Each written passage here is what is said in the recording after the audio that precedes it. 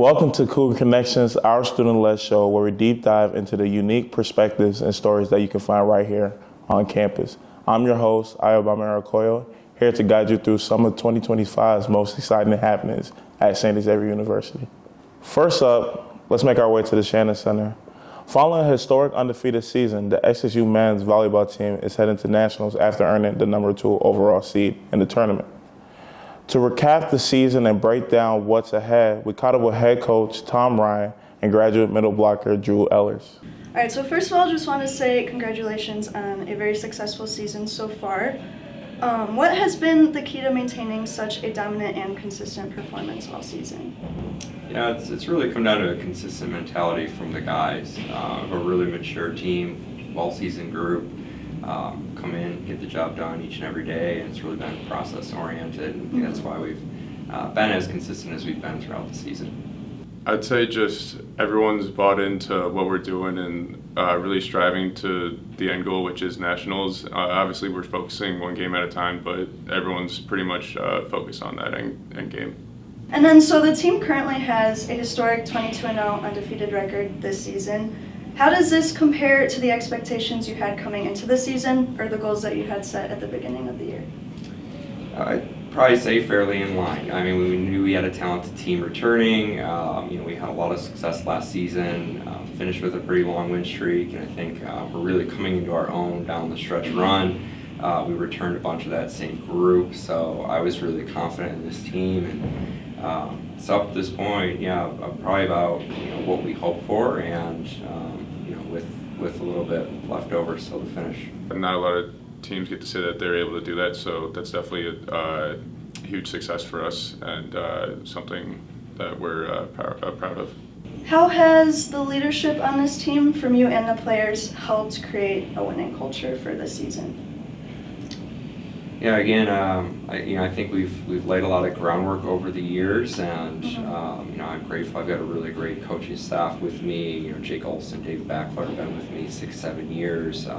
Christian Oviedo has been with us 2 years now as a player, now a coach, and really well-seasoned minds. Putting that together, and the guys have really run with it. And that kind of seasoned senior leadership group's been a big help to what we've done so far. Mm-hmm.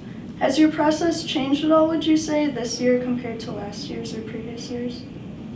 I wouldn't say too much. I think we try to iterate each year and try to get a little bit better. I think each year you learn something a little bit different. But I think more or less the big pieces kind of remain the same, and you just try to correct a couple of the small things that take you one step closer. I wouldn't say my play style has changed that much. I'd say my leadership has changed a lot. I'm more of like a vocal leader and just kind of like always telling the guys focus on the next play and like stuff like that. How do you keep the team focused and motivated when they've already accomplished so much?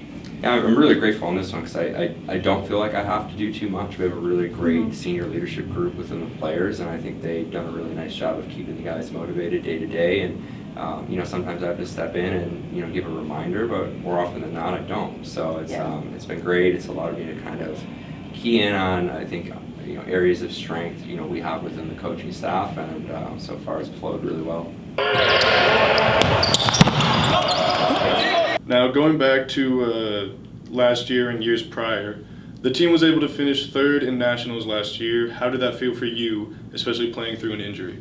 I'd say that it felt pretty good. Obviously, like I said before, starting, I've been here for a while, so seeing where the team started and then to push to even get into the semifinals was pretty rewarding and an awesome feeling. Can you speak a little bit about your injury? What happened? How did you end up overcoming the injury? Was there any fear that it would stop you from competing, either in last year's national tournament or going forward? So I had a stress fracture on my foot. It didn't feel too painful or anything. It just kind of felt like a sore ankle.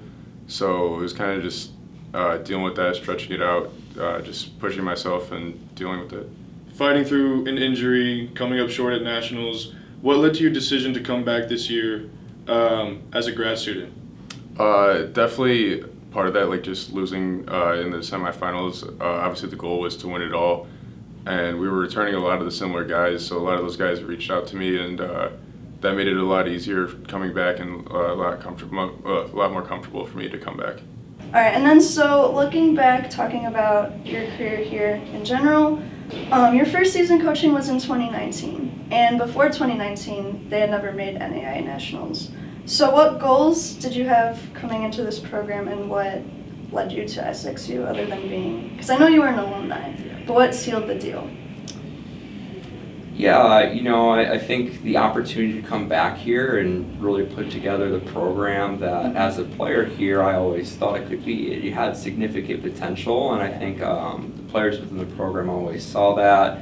So I had an opportunity to come in and I think, provide a home for some guys that, wanted to play a high-level volleyball, and that's what I wanted to represent. So we probably had more success in 2019 than I ever thought we could that early. But again, credit to that team, because they didn't have a lot of the skill that, maybe this group does have now, but they worked their tail off, and that was a really fun season. Yeah. And then so that being the first year they advanced to NAIA Nationals, how did that feel for you in particular? Super rewarding. It felt great for that group, and it wasn't expected. I mean, we got 3-0'd twice by St. Ambrose that season, who led that conference, and they hosted the conference tournament out their place. And, we stole that one from them, 3-0 on their home court with the band out, and that was a ton of fun to be a part exciting. of. And so a great group of guys. Ton of fun. Looking back in 2019, did you ever see a season like this happening, the one currently going on right now?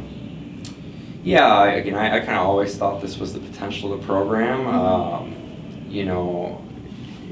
It's been a lot of work over the course of 7 years, I think, to get to this level. But yeah, I always thought it was kind of in the capabilities of the program, and credit to SXU, supported us along the way, and we're grateful for that. What adjustments have been made this season to prepare for another possible national championship run? And then has there been any sort of shift in mindset this year compared to last year?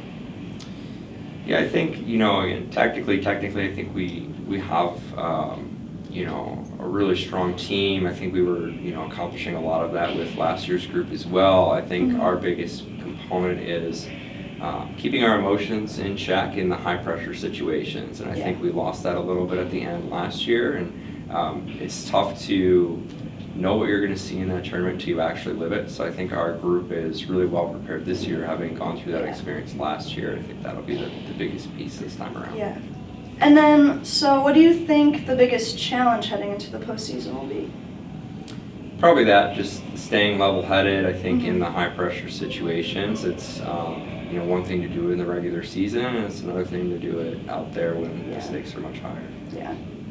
And then you've also won CCAC Coach of the Year honors 3 different years and are potentially in the running again for this year. What do you consider to be your biggest strengths as a coach?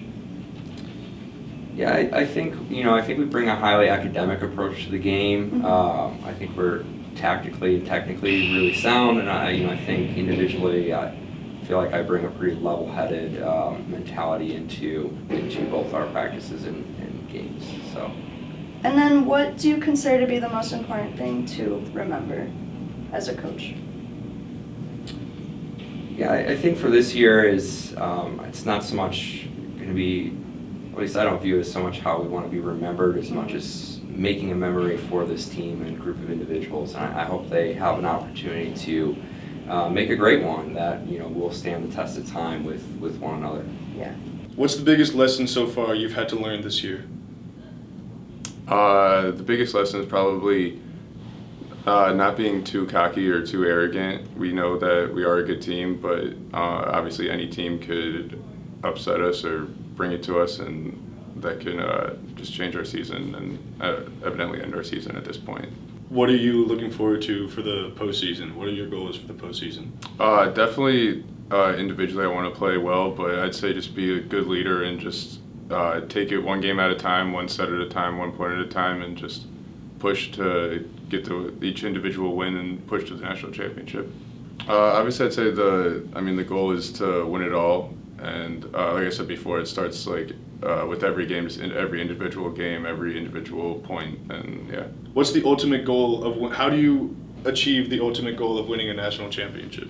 I mean, coming together as a team, not really getting frustrated with each other. Obviously, there's going to be struggle at some point. You can't go through a nationals without some adversity. So it's just staying together, keep pushing, and moving forward every point and every game, and just hopefully, moving and getting to the end. What would it mean to you to finish your career as a national champion? It would mean everything to me. I mean, I've been here for a while, so seeing the program grow a lot. I've been here. I've seen a lot of the teams that Tom Ryan's brought in. You're like so a founding member. I guess you could say that, yeah. But yeah, it would mean everything to me, because that's when Tom recruited me. That was what he said his goal was to win a national championship. So it'd mean everything. If you could describe this team's legacy in one word, what would it be and why? I would say resilient, just because we're able to bounce back. Obviously, we dropped a set against a pretty bad team in our conference, and we were able to. I'd say we handled it like a loss. So being able to bounce back from that and just being resilient, I'd say is a good identity for this team. What do you want the SXU team to end up being remembered for? Having fun. XXU has graduated many notable alumni, and we were able to track down two special guests, Javel Shepard and Sean Anderson, who joined us to discuss their current endeavors and success upon graduating from XXU. Here are some of their stories. St. Xavier University has plenty of incredible alumni who are doing big things in their respective fields.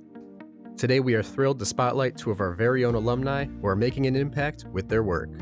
Sean Anderson and Javel Shepard took the time to share their experiences with us after they graduated from St. Xavier University. Sean Anderson is the 27-year-old host of his own podcast at the company CHGO, where he talks about the Chicago White Sox extensively. Welcome into the CHGO White Sox podcast. I got to talk to Sean about his journey growing up in Oak Lawn, to attending SXU, to having a successful podcast in the heart of Chicago. So what inspired you to have a career in communication? I've just always loved sports, so it was mainly just started with my love of sports, and through conversations at high school lunch tables, I felt like I could easily or effectively talk about sports, and I was unsure of my college decision, and thankfully at Brother Ice, one of the counselors knows Peter Creighton of St. Xavier very well. I did the radio summer program that Pete offered, and I fell in love with the program, fell in love with Pete, and found it just very easy to go the 10 minutes from my house, stay close to home, and be able to follow what at the times were my dreams, and thankfully still, 10 years later, still is my dream. So yeah, it was a lifelong passion that I was able to develop at St. Xavier. How would you describe your experience at SXU? Oh, it was the best. I was surprised at how much I liked it. The freedom and all of the experience I was able to gain at WXAV was unmatchable. I would not be able to get the chance to work in sports, music, and also help run the department and run the radio station if I was at a different, larger school. What lessons or skills from your time at SXU do you still use today now that you are at CHGO? Oh, everything.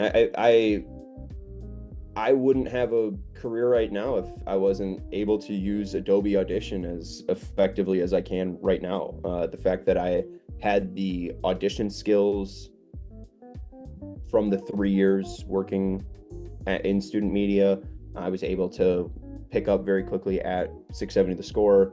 I went very easily from being a promotions person to production person because I had that background, and that sparked my entire career. What was that feeling like when you got the job at CHGO? So that's one of my favorite stories to tell. I was hosting a podcast. It was Lockdown White Sox. I was living in Beverly at the time with my girlfriend, now wife, and I was recording the podcast in one of the closets in our apartment. So I think it was 5 days a week for 30 minutes. I was talking to myself for about 2 months without a job at 6-7 to the score. My only job was that podcast, and it was kind of paying the bills, and I was just trying to make it. And I was trying to host a professional show 5 days a week and hope that someone was listening. And thankfully, someone was listening. As I was recording that podcast, I got a call from Jake Flanagan, who's the general manager of CHGO, still currently my boss. And he presented me with this opportunity, and it felt like a dream, still feels like a dream. I forget who said it. I think it was Ernie Johnson, but these are jobs that you get to do. They're get-to jobs. Anyone can hold the position that I have. I feel like anyone can do the research that I have. It's the fact that I get to do this job. I was very, very lucky to be in this position. I was very lucky to be selected to do this job. I don't look over that any day, and it is truly a dream to work at CHGO and to be able to cover the baseball team that I grew up watching. Javel Shepard is 23 years old and from Evergreen Park. He graduated in the fall 2024 semester. He explained that he realized his passion for filmmaking came from his time at St. Xavier. He has made 2 short films, Wages and Wages 2. Javel got to premiere his short films at SXU and at Fox's Restaurant. I got to talk to Javel about the impact his time at St. Xavier had on his future and how he wants to continue his career doing filmmaking, editing, and photography. Back when we were all stuck in our houses during COVID, out of boredom, I had taught myself how to video edit. I would often watch the type of videos I ended up editing in class during high school. And I figured, I have an iPad, I have iMovie, I have access to YouTube, let me see what I can do. Cut something up together, and I started showing friends and family, and I was getting good feedback. And don't get me wrong, the videos weren't great or anything, but they weren't terrible. And that good feedback from friends and family was like, hey, this was fun, I'm getting good feedback, let me keep at it. I applied here at St. Xavier. I saw that they had a film major, and I was like, I can make money off of video editing very easily, so let's just see where that takes me. I declared as a film major. I had my first class in this very room here with Pete, and we were talking about, he was lecturing about video editing, and I was like, hey, I've been video editing. Let me show him what I can do, essentially. And I showed him one of my videos that I had at the time, and he was blown away by it. I remember vividly, he paused the video halfway through and just looked at me and was like, do you want a job here? And I'm like, yeah. And that was the first time I had got feedback from someone who wasn't like a friend or a family member, and someone who had knowledge and credibility in the field. So I said, hey, let me keep at it, because I might have something here then. Started taking a lot of the other classes, the other video production classes, the other film classes, and I realized I started to naturally just fall in love with all aspects of filmmaking outside of just video editing. You got to premiere your short film Wages 2 here at SXU as well as at Fox's. What was that experience like for you? It was kind of surreal.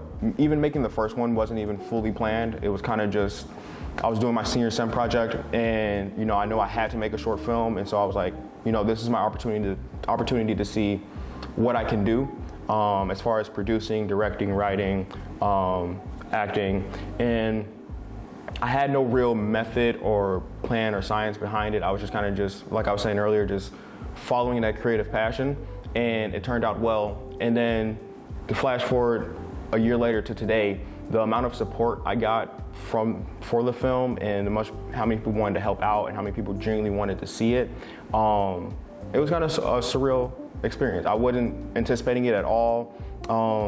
And I'm just very grateful for it, and I'm grateful for everyone who enjoys watching Wages and everyone who supports. And yeah, it was just a surreal moment, very surreal. Were there any valuable connections you were able to make at SXU? Yeah, I would probably say, like a broken record, Peter Creighton for sure, but all of the friends I've made along the way from here in the Media Center who have been so supportive in helping me create my projects and just wanting to be a part of my projects, and also giving me that a friend to relate to in the field, because there's no one else in my prior to XSU, there was no one else in my circle that was really into film or media production or photography or anything like that. And so meeting those people who are very like-minded like you is kind of like it's a good warm feeling. It's very appreciative. These alumni used what they learned at St. Xavier to help them reach their goals, and we wish them continued success in their careers. You can find Sean on the CHGO Sports YouTube channel, and you can watch JVL's short films on his channel, Velo Entertainment. If you ever found yourself bored with the repetitive food options in a diner, pay attention. We're here to let you in a few secret menu items that every Cougar should know. To review the meals, we would like to introduce Denari and Vaughn. Hello Cougars, welcome to SU Food Reviews, where we taste test different food items around campus. My name is Vaughn Jackson. My name is Denari Gashin. So Vaughn, what we have today on the menu? First we're gonna try the wings today. So here we got our barbecue wings right here. Let's open them up. And Denari, you can go first. You want me to go first? You go first. All right. I'm gonna pick a drum. You know I'm a drum guy. Me too. All right. Let's see how this tastes. In all honesty, because it's warm and the sauce is actually kind of nice, I'd probably give it a 6 out of 10. 6 out of 10? Yeah, good 6 out of 10. You try it. Gotcha. Just like you, I'm a drum guy too. I really don't like flats like that, but that's a debate for another day. Like you said, it's warm, it's soft. I have to give it a 7. A 7. 7. Yeah, I'm good. A solid 7. Okay, that's reasonable. That's reasonable to me. Now, would you say there's anything you say like they could do better on this, or? A little bit more crispier. There's not much of a crunch to it. Yeah, I would say. All right, now we have our loaded steak fries. What we have is fries, steak, tomatoes, and melted cheese. Now, I never had this combination before, so I'm gonna give it a taste, and let's see what we get into today. Maybe you could make it a good rating, man. Hopefully I can. Get it messy a little bit. Trying to get some tomato in there too. Yeah, I got that. I'm not a tomato guy, but with the steak and cheese, you don't take the tomato. I would give this a solid 6.5. 6.5. 6.5. You know what? Let me get a dig in on this. Go ahead. Show you how a real master gets. Go ahead. Test this. All right. Get this. Okay, I ain't gonna lie. I'm really not getting a lot of fries with this pool right now. It's kind of irking me a little bit. You know what? Forget it. It's giving me nacho vibes for sure, though. Yeah, it does. It's giving me nacho vibes. I heard that Taco Bell nacho thing. That's what kind of reminds me of. Really though, because one thing I would say, it's kind of missing like a little bit of like spices. So because of that, and because like I really enjoy loaded tacos, I mean, loaded fries, not bad.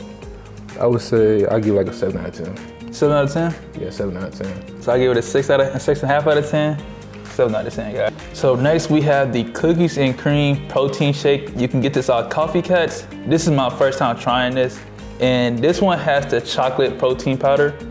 Let's go. You go first. I'm gonna let you go first. Okay. This time. Yeah, let's go first. Yeah, let me go first. Yep. Honestly though, it doesn't taste too bad. It kind of tastes like a melted, like Oreo shake. That's what it kind of reminds me of. But because I have a little bit of a sweet tooth, I'll probably give it 8 out of 10. 8 out of 10? An 8 out of 10. That's the highest one so far, guys. Let's see. Let's see. I better give it a 9 out of 10 soon. Let me see. That's actually really good, not gonna lie. That's really good. See what I said? That's actually really good, not gonna lie. You taste the chocolate, you taste the cookies and cream flavor. I get like a hint of banana in there. I'm gonna have to give it an 8.8. It's not a 9, but an 8.8, I feel like it's a pretty solid rating. An 8.8. 8.8, it's almost a 9. An 8.8 is pretty solid rating. All right, now we have the cookies and cream protein shake, but with vanilla protein powder. I'm gonna give it a try first. Yeah, you go first. I'm gonna go ahead and get that 10, not gonna lie. For something with protein in it, it tastes like a milkshake. I'm gonna let you try it. That was a 10. This man gave it a perfect score off the bat. That was good. Let me see what you're talking about.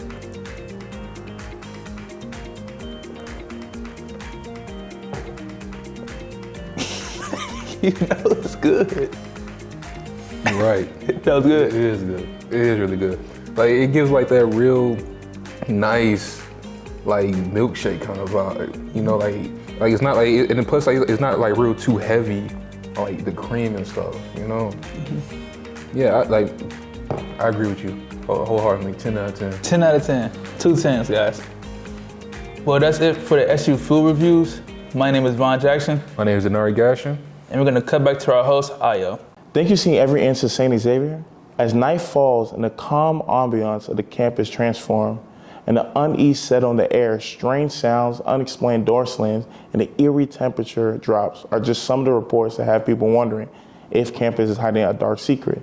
Stay tuned as we speak to Julie Eastlis from Student Life, who talked about her paranormal encounters on campus. St. Xavier University is renowned for its warm, welcoming atmosphere and its commitment to fostering a supportive environment for student, faculty, and staff alike. With a strong emphasis on community and growth, it's easy to see why so many call this campus their second home. But what if there's more to SXU that meets the eye? What if student, faculty, and staff aren't the only one who walk these halls? Hi, my name is Kenema Hamilton, and we'll be bringing you along this journey.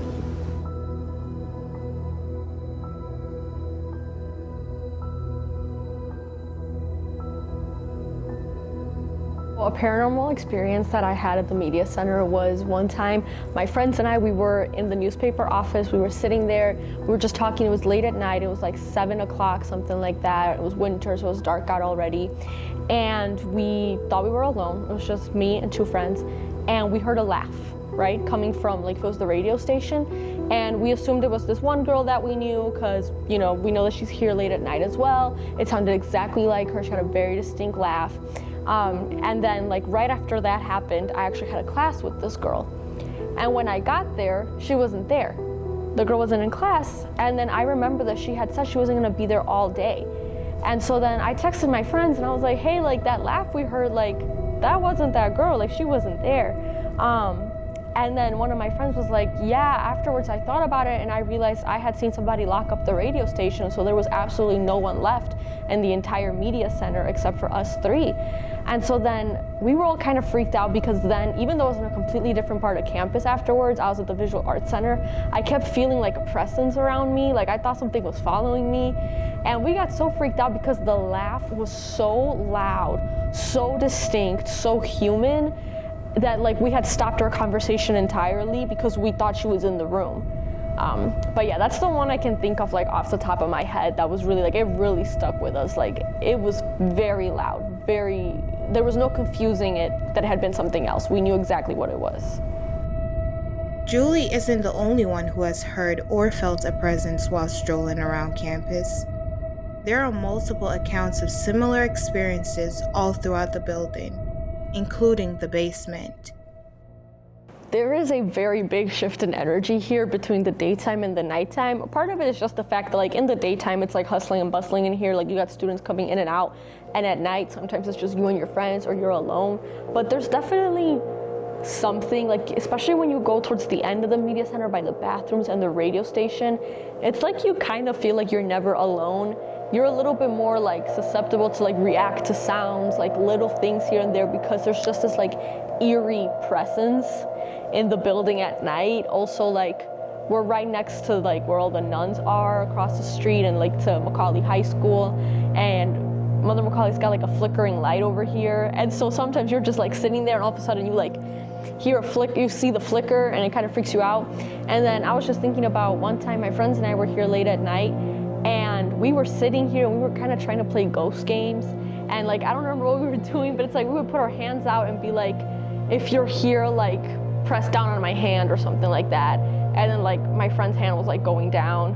And we were like, girl, you're playing with us. And then we felt this, like, gust of wind. And we, like, ran out because it was freaky and we didn't like it. Sometimes doors randomly slam shut. And even if you think you're alone, you're not really alone. A faculty member even told us that you know you're by yourself, but it still feels like you're not. I feel comfortable alone in the newspaper office. I did spend some time alone here when I was a student, and it was fine. I never really got that freaked out about it. But going to the bathrooms and just by the radio station at night is really creepy when you're alone. And like those late nights I've spent here with my friends, even though I don't really get freaked out that easily by like ghostly things, I make them like come with me to the bathroom and stand outside the door because I get freaked out. Like it's like something that you like feel like around your shoulders, like your neck. It's like you feel like some sort of presence. Really creepy. The most haunted spot is by the bathrooms, and especially like the absolute like end. Like there's like a broom or something there, maybe. Sometimes there's even a ladder there. There's something there. There's something like ghostly, creepy, I don't know, but don't go there alone. When I was a student, there was like an era where it was like almost all the time. You would go towards the bathroom, even in plain daylight, and you would like feel that presence. St. Xavier is known to have a couple hotspots where students and faculty say they feel an eerie, unsettling presence.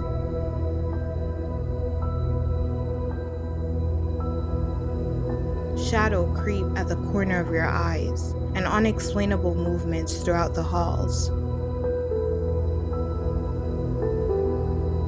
That is just one of the many paranormal encounters that students and faculty have had on campus. The late night laughter, temperature drops, and shadows lurking around the corners of the media center continues to haunt those who dare to stay after hours. St. Xavier University continues to be a welcoming environment filled with friendly faces and plenty of space to make yourself at home. And we know now, the students and faculty aren't the only one who roam these halls. Thank you for joining us as we recap some of the stories that St. Xavier has to offer. We hope you enjoy yourself, and we'll see you next time on Cougar Connections.